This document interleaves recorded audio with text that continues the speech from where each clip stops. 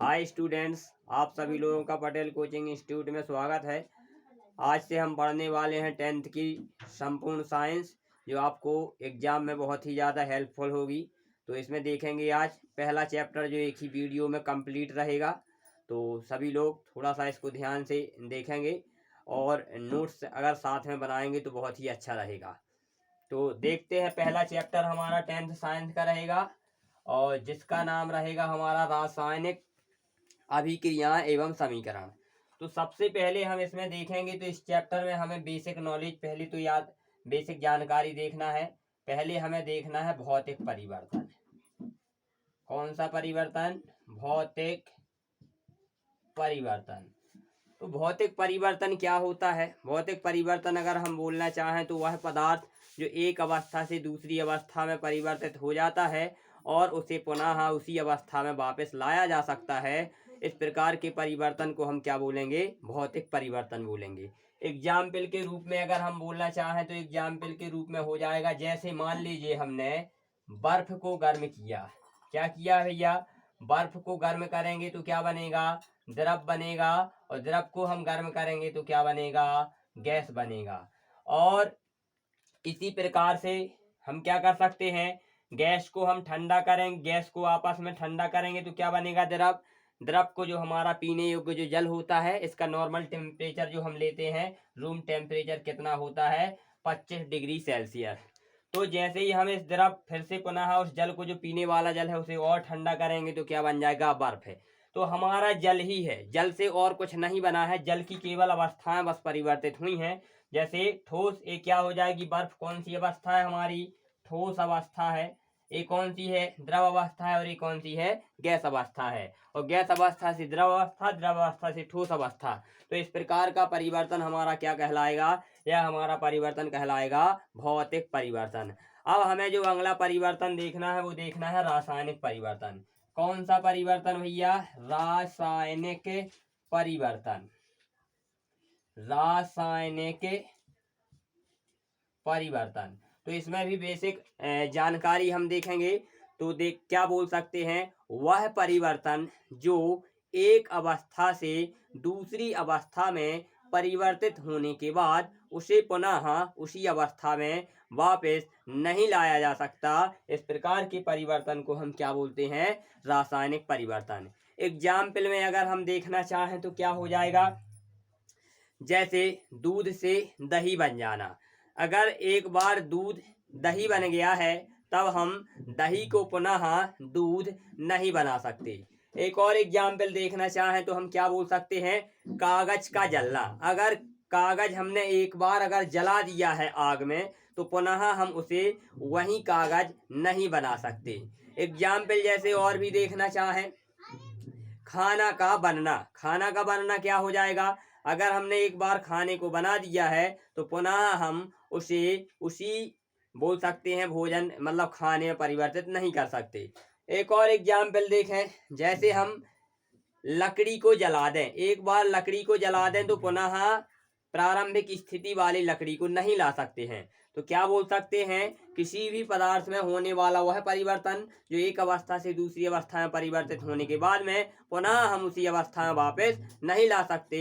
इस प्रकार के परिवर्तन को रासायनिक परिवर्तन कहते हैं। अब हम इसके आगे देखेंगे थोड़ा सा और, जो हमारी 10th की जो साइंस रहेगी उसको हम देखेंगे भाई कि किस प्रकार से देखेंगे। तो देखते हैं भैया, अगला जो देखना है वो देखना है हमें रासायनिक समीकरण। क्या देखना है? रासायनिक समीकरण। रासायनिक समीकरण, ये हमारी 10th चैप्टर जो पहला दिया है उसमें पहला जो बिंदु आएगा वो आएगा रासायनिक समीकरण। तो रासायनिक समीकरण हम कहते किसे हैं? तो कोई भी अगर हमारे पास में अभिक्रिया हो रही है, तो जो अभिक्रिया हो रही है उस अभिक्रिया को हम क्या कर सकते हैं? समीकरण के रूप में व्यक्त करना ही क्या कहलाएगा? रासायनिक समीकरण कहलाएगा।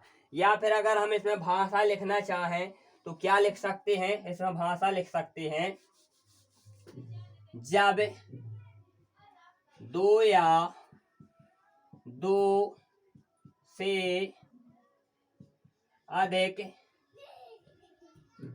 पदार्थ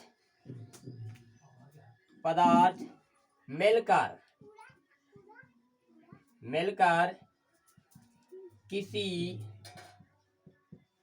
उत्पाद का निर्माण करते हैं तो उन्हें प्रतीकों के रूप में लिखने की प्रक्रिया को रासायनिक समीकरण कहते हैं। तो ये हमें आ गया है, कोई भी हमारे पास में अभिक्रिया हो रही है, जब दो या दो से अधिक पदार्थ आपस में अभिक्रिया करते हैं तो उन पदार्थों को प्रतीकों के रूप में लिखने की प्रक्रिया ही क्या कहलाती है? रासायनिक समीकरण। एग्जाम्पल के रूप में अगर हम बोलना चाहें तो क्या लिखेंगे? मैग्नीशियम की जब अभिक्रिया ऑक्सीजन गैस के साथ में करवाएंगे तो क्या बनेगा? MgO बन जाएगा। क्या बन गया है? MgO बन गया है। यहाँ मैग्नीशियम क्या है भैया? यहाँ मैग्नीशियम है अभिकारक। क्या है भैया? अभिकारक। ऑक्सीजन भी हमारा क्या है? अभिकारक है। और ये दोनों आपस में मिलके क्या बना रहे हैं? मैग्नीशियम ऑक्साइड से क्या बना ये क्या बना हुआ है? उत्पाद बना हुआ है। इसे इंग्लिश में रिएक्टेंट, इसे भी रिएक्टेंट, और ये हमारा क्या हो जाएगा? प्रोडक्ट। संतुलित नहीं है तो हम यहाँ 2 लगा दें, यहाँ 2 लगा दें, तो इस प्रकार से हमारा समीकरण संतुलित भी हो गया है। तो जब दो या दो से अधिक अभिकारक आपस में अभिक्रिया करके किसी उत्पाद का निर्माण करते हैं और इन्हें प्रतीकों के रूप में लिखने की प्रक्रिया ही क्या कहलाती है? रासायनिक समीकरण कहलाती है। अगला हम इसमें एग्जाम्पल देखेंगे भैया। अगला जो हमारा एग्जाम्पल रहेगा वो हमारा रहेगा सीधे तौर से दूसरा जो हमारा, पहले हम इसमें देख लें पहले कि अभिकारक किसे कहते हैं। अगर अभिकारक शब्द आया हुआ है तो इसे हम अभिकारक शब्द को पहले देख लें। अभिकारक किसे कहते हैं? तो अभिकारक को हम बोलना चाहें किसी भी अभिक्रिया में भाग लेने वाले पदार्थों को क्या कहते हैं? अभिकारक कहते हैं। क्या बोलेंगे? किसी भी अभिक्रिया में भाग लेने वाले पदार्थों को क्या कहते हैं? अभिकारक। एग्जाम्पल जैसे अभी हमने लिखा था Mg+O2, ये जो भाग ले रहे हैं ये वाला और ये वाला जो पदार्थ है इन्हें क्या बोलते हैं? हम अभिकारक बोलेंगे। क्या बोलेंगे भैया? अभिकारक बोलेंगे। ये दोनों आपस में क्या बना रहे हैं? MgO बना रहे हैं, तो ये संतुलित कर दिया। तो ये क्या बन रहा है? ये बन रहा है हमारा उत्पाद। अब अभिकारक का तो समझ में आ गया है, किसी अभिक्रिया में भाग लेने वाले पदार्थों को ही क्या कहते हैं? अभिकारक। अब क्या आएगा? एक और शब्द आ जाता है भैया, उत्पाद क्या होता है? उत्पाद क्या होता है? प्रोडक्ट। तो क्या बोलेंगे? किसी भी अभिक्रिया में भाग लेने वाले पदार्थों से मिलकर बनने वाले पदार्थ को हम क्या बोलते हैं? उत्पाद बोलते हैं। ए अभिकारक और ए अभिकारक दोनों आपस में मिल गए हैं तो नया बनने वाला पदार्थ क्या है? मैग्नीशियम ऑक्साइड, और ये क्या कहलाएगा? हमारा उत्पाद कहलाएगा। तो इस प्रकार से ये चीज आ गई है समझ में। अब थोड़ा सा एक शब्द और याद रखना है जो है बहुत ही इम्पोर्टेंट है भैया। परीक्षा के दृष्टिकोण से ये सभी चीजें बहुत ही ज्यादा महत्वपूर्ण हैं। अगर हमें साइंस में 100 में जो हमारा एग्जाम आता है जितने नंबर का, पूरे में से पूरे नंबर लाना है तो हमें इसको बहुत ही सही तरीके से वीडियो को देखना है। इसमें एक आता है भैया शब्द कंकाली। क्या आता है? कंकाली समीकरण। ठीक है, कंकाली समीकरण क्या कहलाता है इसे देख लें। तो हम क्या बोल सकते हैं?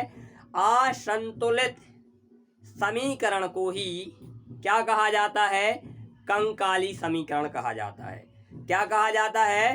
असंतुलित समीकरण को ही कंकाली समीकरण कहा जाता है। एग्जाम्पल अगर हम देखें, एग्जाम्पल में हमने लिखा Mg+O2 बन गया क्या भैया? MgO। तो यहाँ मैग्नीशियम एक है, यहाँ भी एक है, लेकिन ऑक्सीजन यहाँ 2 परमाणु है और यहाँ पर 1 है। तो जो ये असंतुलित मतलब दोनों ओर परमाणुओं की संख्या बराबर नहीं है, तो इस प्रकार के हम समीकरण को क्या बोलते हैं? कंकाली समीकरण बोलते हैं। ठीक है, एक एक भी भाई बोल सकते हैं। इस प्रकार का क्वेश्चन आएगा तो बन जाएगा। एक क्लियर हो गया इसका पॉइंट। अगला थोड़ा सा हम देखते हैं, समीकरण को संतुलित करना। समीकरण को संतुलित करना क्या देखना है?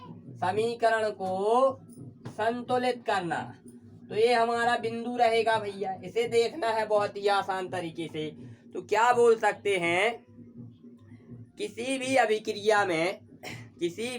अभिक्रिया में भाग लेने वाले अभिकारक और इनसे मिलकर बने उत्पाद दोनों ओर, अभिकारकों की ओर और उत्पाद की ओर, दोनों ओर परमाणुओं की संख्या को बराबर करने की प्रक्रिया ही क्या कहलाती है?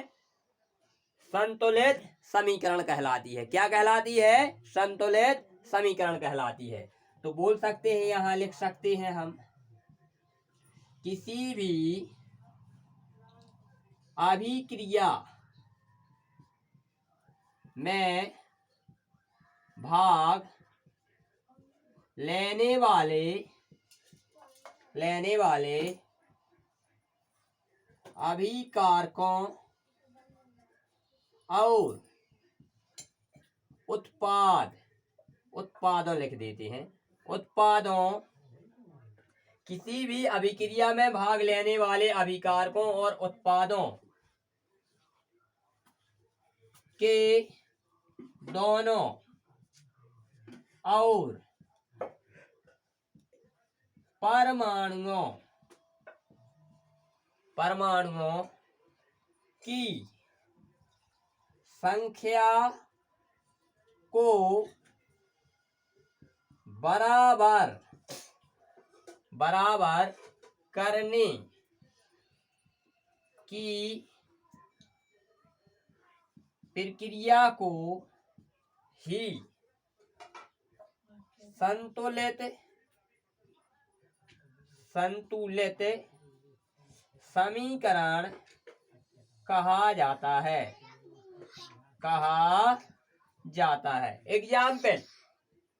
एग्जाम्पल जो हम अभी लेते आए हैं भैया, एग्जाम्पल लिख लो, मैग्नीशियम प्लस ऑक्सीजन। देखिएगा, हम इस प्रकार से बहुत सारे एग्जाम्पल लिख सकते हैं, लेकिन हमें वही एग्जाम्पल बताएंगे जो आपको 10th लेवल के अकॉर्डिंग हो। अगर हम थोड़ा सा और अप लेवल में जाएंगे तो 11th का भी कोई एग्जाम्पल ले सकते हैं, कोई अच्छा रिएक्शन ले सकते हैं। 12th लेवल पर जाना चाहें तो और अच्छा भैया, हम और कोई एग्जाम्पल लिखना चाहते हैं तो हमारा मतलब ये है कि हम ऐसा एग्जाम्पल आपको लिखें और बार बार लिखें जिससे आपको वो सही तरीके से समझ में आ जाए। तो यहाँ पर मैग्नीशियम का 1 परमाणु, यहाँ पर ऑक्सीजन के 2 परमाणु। और एक बात और याद रखना है, किसी भी अभिक्रिया में जो भाग लेने वाला जो बोल सकते हैं पदार्थ, या फिर जो भाग लेता है किसी भी अभिक्रिया में, क्या होगा? इनके परमाणु भाग लेते हैं। क्या भाग लेते हैं? परमाणु। अणु कभी भी किसी भी अभिक्रिया में भाग नहीं लेते हैं। क्या लेते हैं? परमाणु। सबसे छोटी इकाई हो जाएगी। मैग्नीशियम का 1 परमाणु है, ऑक्सीजन के 2 हैं, आपस में मिलके क्या बना दिए हैं? Magnesium oxide. यहाँ मैग्नीशियम कितना है? 1 है भैया, यहाँ भी 1 है। यहाँ ऑक्सीजन 2 है, लेकिन यहाँ 1 है। 2 करने के लिए हम यहाँ 2 लगा दें, तो यहाँ देखो 2 मैग्नीशियम, लेकिन यहाँ 1 है, तो यहाँ भी 2 लगा दिया। तो देखो हमने क्या किया है, इस ओर भी 2 लगा दिया है, इस ओर भी 2 लगा दिया। मतलब दोनों ओर मैग्नीशियम और ऑक्सीजन के परमाणुओं को क्या कर दिया है? बराबर कर दिया है। और इस प्रकार के बराबर करने की प्रक्रिया हमारी क्या कहलाती है? संतुलित समीकरण। और किसी भी अभिक्रिया का जो समीकरण होगा, इसको संतुलित करने की प्रक्रिया एक नाम से और जानी जाती है। इसको क्या कहा जाता है? कौन सी विधि कही जाती है? Hit and trial.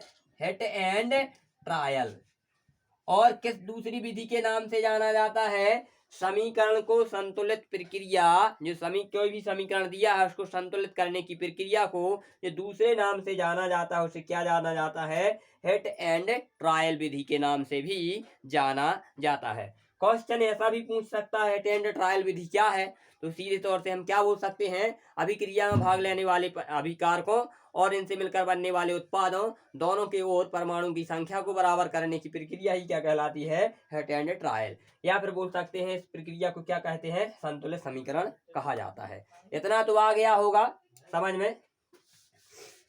अब हम भाई इनको देखते हैं। ये तो था हमारा भाई शुरुआती भाग। अब हम इसमें और भी देखेंगे। अब देखेंगे हम क्या? अभिक्रियाएं। क्या देखना है भैया? हमें अभिक्रियाएं देखना है। तो देखते हैं। तो इसमें जो हमारा अगला जो रहेगा वो रहेगा भाई रासायनिक अभिक्रियाएं। रासायनिक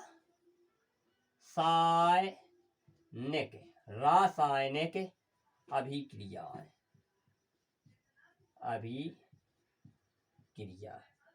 तो रासायनिक अभिक्रियाएं बोले हम।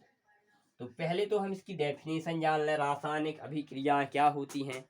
तो हम बोल सकते हैं दो या दो से अधिक रसायनों के मध्य, दो या दो से अधिक रसायनों के मध्य होने वाली अभिक्रियाओं को ही क्या कहा जाता है? रासायनिक अभिक्रियाएं कहा जाता है।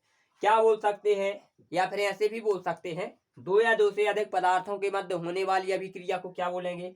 रासायनिक अभिक्रिया। या फिर बोल सकते हैं रासायनिक अभिक्रिया। एग्जाम्पल में हम लिख लें। मान लीजिए रासायनिक अभिक्रिया ये लिखी है, Zn की अभिक्रिया किसके साथ में करवा दें? H2SO4 के साथ। किसके साथ में करवा दें? जिंक की अभिक्रिया H2SO4 मतलब कि सल्फ्यूरिक अम्ल के साथ में करवा दें। तो ए भी हमारा क्या है भैया? रिएक्टेंट है, मतलब अभिकारक है। और ए भी क्या है? हमारा अभिकारक है। तो ये दोनों आपस में मिलके क्या बनाएंगे भैया? उत्पाद बनाएंगे। क्या बना देंगे? उत्पाद। तो यहाँ से हाइड्रोजन को जिंक क्या कर देगा? विस्थापित कर देगा और बन जाएगा जिंक सल्फेट प्लस बन जाएगी हाइड्रोजन गैस।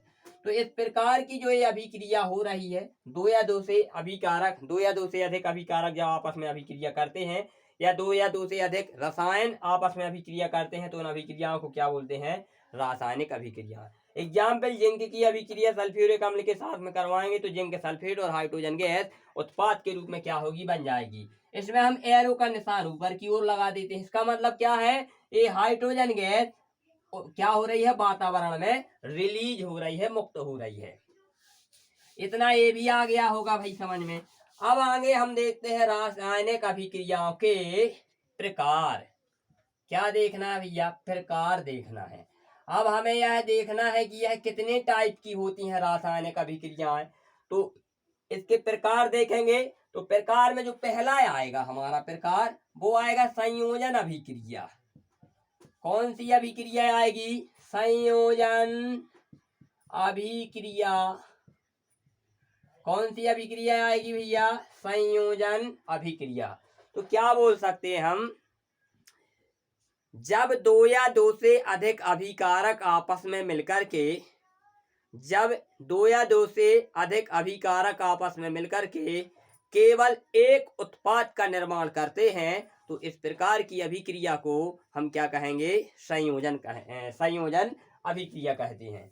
भाषा लिखना चाहे तो भैया हम भाषा लिख देते हैं इसमें, क्योंकि आपको भाई स्क्रीनशॉट लेना हो तो स्क्रीनशॉट ले सकते हैं, या फिर साथ में नोट करते जाएंगे तो बहुत ही अच्छा रहेगा। तब हम लिख सकते हैं, जब दो या दो से अधिक, जब दो या दो से अधिक अभिकारक आपस में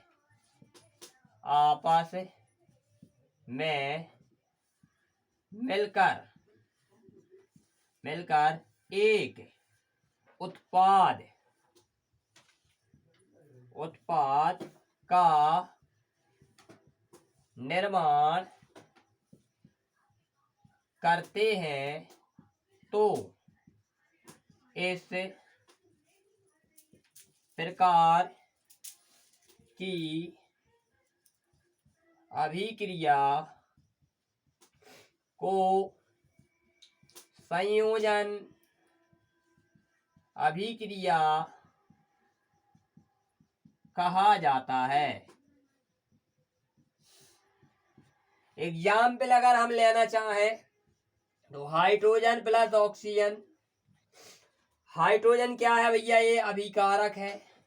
क्या है, अभिकारक है। ऑक्सीजन भी क्या है, अभिकारक है। तो ये दो अभिकारक है, दो से अधिक भी हो सकते हैं। जब दो या दो से अधिक अभिकारक आपस में क्या बना है, केवल एक ही उत्पाद बना है, तो बनेगा H2O। H2O क्या होता है भैया, ये तो है भैया हमारा जल, लेकिन ये बना क्या है, ये बना है इन दोनों के मिलने से उत्पाद। क्या बना हुआ है, उत्पाद बना हुआ है। तो यहाँ देखो हाइड्रोजन दो है, दो हाइड्रोजन है, यहाँ दो परमाणु ऑक्सीजन के, यहाँ एक है, तो हम यहाँ क्या कर दें, दो लगा दें। तो हाइड्रोजन 4, ऑक्सीजन 2, तो यहाँ भी 2 हाइड्रोजन। तो इस प्रकार की जो अभिक्रिया रहेगी वो कौन सी अभिक्रिया होगी, संयोजन अभिक्रिया। अगर आपको साथ साथ लिखने में दिक्कत आ रही है तब आप इसका आसानी से स्क्रीनशॉट ले लीजिएगा और फिर क्या कर सकते हैं, इसको लिखते रहना बाद में। अगला जो एग्जाम्पल आएगा हमारा वो आएगा, अब दूसरा प्रकार आएगा जो अभिक्रिया का, वो कौन सा होगा, वियोजन अभिक्रिया। कौन सी अभिक्रिया आएगी भैया, वियोजन अभिक्रिया। सेकेंड जो टाइप आएगा हमारा रिएक्शन का वो आएगा वियोजन अभिक्रिया। क्या आएगा, वियोजन अभिक्रिया। तो हम क्या बोल सकते हैं इस अभिक्रिया में, वियोजन का मतलब सीधे यहाँ पर हम देख सकते हैं, वियोजन का मतलब होता है टूटना। कोई भी चीज एक है हमारे पास में और उसको हम अलग अलग टुकड़ों मतलब टुकड़े टुकड़े के रूप में तोड़ दें, तो इस प्रकार की अभिक्रिया क्या कहलाती है, वियोजन अभिक्रिया कहलाती है। मान ली एग्जाम्पल के तौर से हम बोल सकते हैं, कोई हम क्या करें भाई, कोई हम कांच का टुकड़ा लेके जा रहे हैं, तो ये हमारा क्या है, एक है, इसमें हम पत्थर लगा दें या पत्थर से चोट मार दें या फिर ऐसे हम फोड़ दें तो इसके बहुत से टुकड़े हो जाएंगे, तो क्या हो गया है, यह वियोजन हो गया है। तब हम क्या बोलेंगे, वह अभिक्रिया, वह अभिक्रिया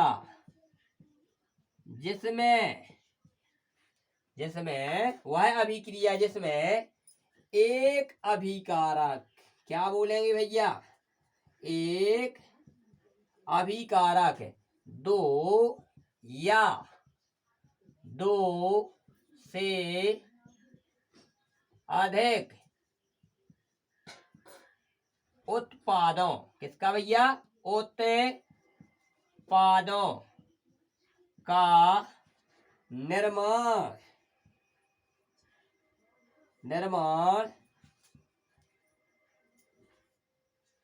वह अभिक्रिया जिसमें एक अभिकारक दो या दो से अधिक उत्पादों का निर्माण करता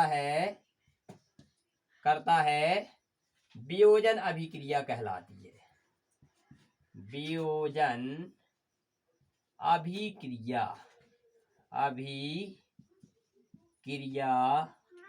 कहलाती है।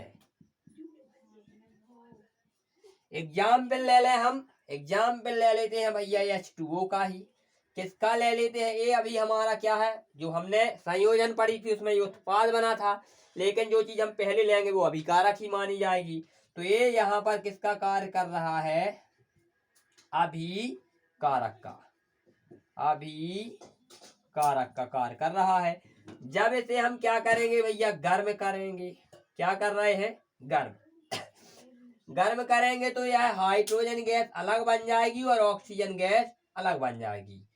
अब ये संतुलित नहीं है, 2 यहाँ लगा दो भैया, 2 यहाँ लगा दो, तो ये हमारे क्या बने हैं साइड में, ये बने हुए हैं उत्पाद। क्या बने हुए हैं भैया, उत्पाद बने हुए हैं। तो ये 2 बन गए हैं। सीधा इसको अगर हम और अच्छे तरीके से बोलना चाहें तो सभी लोगों ने संभवतः चाय तो बनाई होगी, या चाय नहीं बनाई होगी तो पानी को गर्म किया होगा। जब हम पानी को गर्म करते हैं तो पानी क्या है हमारा, H2O है, जल क्या है, H2O है। गर्म करेंगे, हम उसे गर्म कर रहे हैं, लगातार गर्म करेंगे तो वह भाप बन के उड़ता जाता है। जब वह भाप में परिवर्तित हो गया है गैस के रूप में, तब हाइड्रोजन गैस अलग हो जाती है और ऑक्सीजन गैस अलग हो जाती है। तो यह अभिक्रिया क्या कहलाएगी हमारी? वियोजन अभिक्रिया। अगला एग्जाम्पल देखेंगे हम, वो कौन सी होगी हमारी? विस्थापन अभिक्रिया। कौन सी अभिक्रिया होगी भैया? विस्थापन अभिक्रिया का एक कौन सा प्रकार रहेगा हमारा? विस्थापन रहेगा। क्या होगा भैया? विस्थापन अभिक्रिया होगी। तीसरा प्रकार हो जाएगा विस्थापन अभिक्रिया।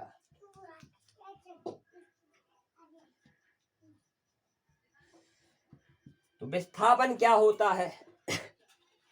विस्थापन का एक सीधे एग्जाम्पल बोले, मान लीजिए हम बस में सफर कर रहे हैं। मान लीजिए हम बस में सफर कर रहे हैं, एक स्थान से दूसरे स्थान जा रहे हैं। अब बस की जो सीटें होती हैं उस पर अगर एक छोटा सा बच्चा बैठा हुआ है, तो कोई बड़ा सा व्यक्ति आएगा, नौजवान व्यक्ति आएगा, उस बच्चे को डरा करके धमका करके वहां से उठा देगा और स्वयं वहां पर क्या हो जाएगा? बैठ जाएगा। मतलब कि क्या है, उस नौजवान व्यक्ति के सामने जो छोटा बच्चा था, उसके सामने वह बच्चा क्या होता है? बहुत ही कमजोर होता है, लाचार हो जाता है। इसलिए वह आसानी से उस सीट को छोड़ देता है और जो नौजवान व्यक्ति आया हुआ है वहां पर बैठ जाएगा। इससे पता ये चला हुआ है, सीधे अगर हम बोलना चाहें डायरेक्टली, कि अधिक क्रियाशील तत्व, अधिक क्रियाशील मतलब अधिक शक्तिशाली, अधिक क्रियाशील तत्व कम क्रियाशील तत्व को उसके स्थान से हटाने की प्रक्रिया ही क्या कहलाती है? विस्थापन अभिक्रिया कहलाएगी। तो हम यहाँ पर लिख सकते हैं, वह अभिक्रिया, वह अभिक्रिया, वह अभिक्रिया जिसमें अधिक क्रियाशील तत्व कम क्रियाशील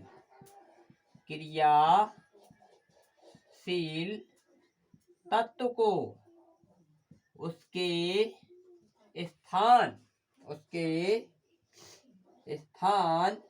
से हटाकर स्वयं जुड़ जाता है।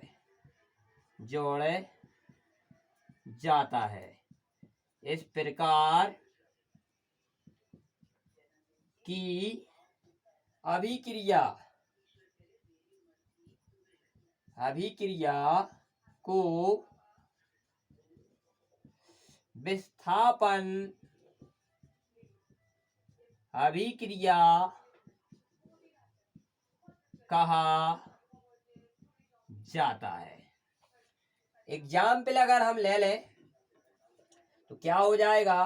कॉपर की अभिक्रिया H2SO4 से करवा दे। कॉपर यहाँ पर हमारा क्या रहेगा? अभिकारक है। क्या है भैया? अभिकारक है। और H2SO4 भी क्या है हमारा भैया? अभिकारक है। ये दोनों अभिकारक है, तो जो अभिक्रिया बनेगी वो बनेगी CuSO4। ये क्या है? Copper sulphate. और यहाँ पर हो जाएगा हाइड्रोजन गैस अलग। यहाँ पर कॉपर बहुत ही ज्यादा शक्तिशाली है, हाइड्रोजन बहुत ही कमजोर है। तो इस कॉपर ने इस हाइड्रोजन को हटा दिया है तो ये अलग हो गया है, और कॉपर इस हाइड्रोजन को हटा करके स्वयं जुड़ गया है, तो यहाँ पर कॉपर जुड़ गया है। तो ये क्या बने हुए हैं? हमारे उत्पाद बने हुए हैं। क्या बने हुए हैं? उत्पाद। तो ये हमें आसानी से इसका एग्जाम्पल आ गया होगा समझ में। कॉपर ज्यादा शक्तिशाली था तो हाइड्रोजन को हटा दिया, स्वयं वहां पर आकर के जुड़ गया है। तो यह इस प्रकार की अभिक्रिया क्या कहलाएगी? हमारी विस्थापन अभिक्रिया। तो अगर आपको साथ साथ लिखने में दिक्कत आ रही है तब आप इसका स्क्रीनशॉट आराम से ले सकते हैं और इसको फिर बाद में नोट कर सकते हैं। अगला एग्जाम्पल आता है, 3 अभिक्रियाएं तो हमने इसको पढ़ ली हैं। क्या कर ली है भैया? 3 अभिक्रियाएं तो पढ़ ली हैं। चौथा जो हमारा टाइप रहेगा वो रहेगा हमारा चौथा टाइप द्विविस्थापन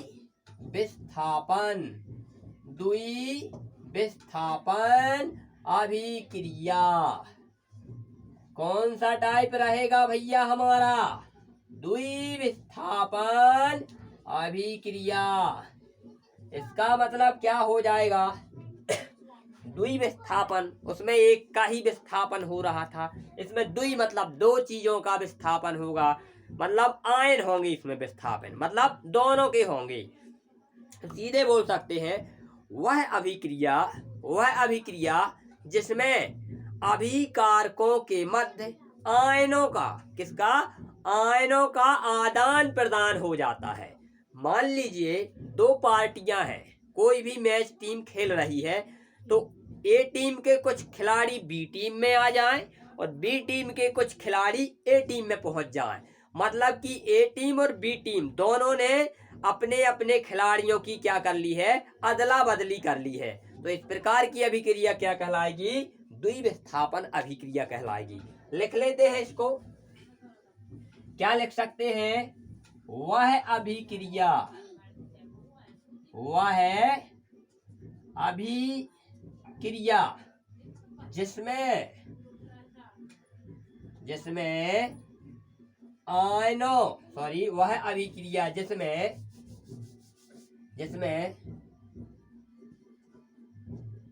जिसमें अभिकारकों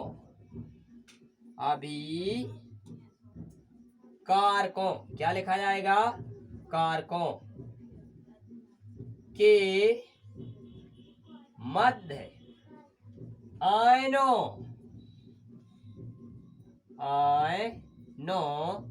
का आदान प्रदान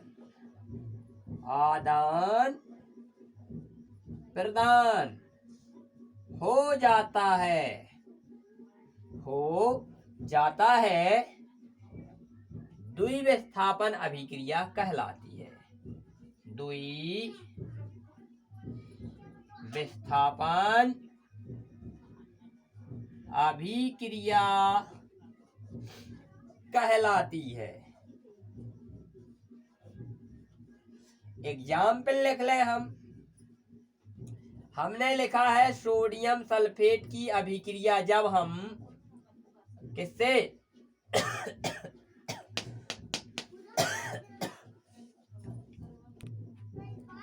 तो यहाँ पर हमें अभिक्रिया किसकी करवाना है? सोडियम सल्फेट और किसकी करवाना है? इसको थोड़ा और साफ लिख लेते हैं। Sodium sulphate plus barium chloride. किसकी करवाना है? Barium chloride. तो यहाँ थोड़ा सा ध्यान देना है, ये जो हमारे दोनों दिए गए हैं, यह क्या दिए गए हैं भैया? अभिकारक दिए हैं। क्या दिए गए हैं? अभिकारक दिए गए हैं। और हमारा यहाँ पर क्या दिया गया है? ये भी जो दिया गया है, यह क्या दिया गया है? अभिकारक दिया गया है। जब यह दोनों आपस में अभिकारक, तो हमने बोला था कि ए टीम के कुछ खिलाड़ी बी टीम में चले जाते हैं और बी टीम के कुछ खिलाड़ी ए टीम में चले जाएंगे। मतलब दो व्यक्ति हैं, ऐसा भी बोल सकते हैं, वह कुछ वस्तुओं का आदान प्रदान कर लेते हैं, ठीक है, अपनी अपनी आवश्यकता के अनुसार। तो यहाँ पर ये भी अभिकारक, ये भी अभिकारक, ये दोनों अभिकारक है, अपने अपने आयनों का आदान प्रदान कर लेंगे। तो ये सोडियम यहाँ से अभिक्रिया करेगा तो ये बनाएगा NaCl।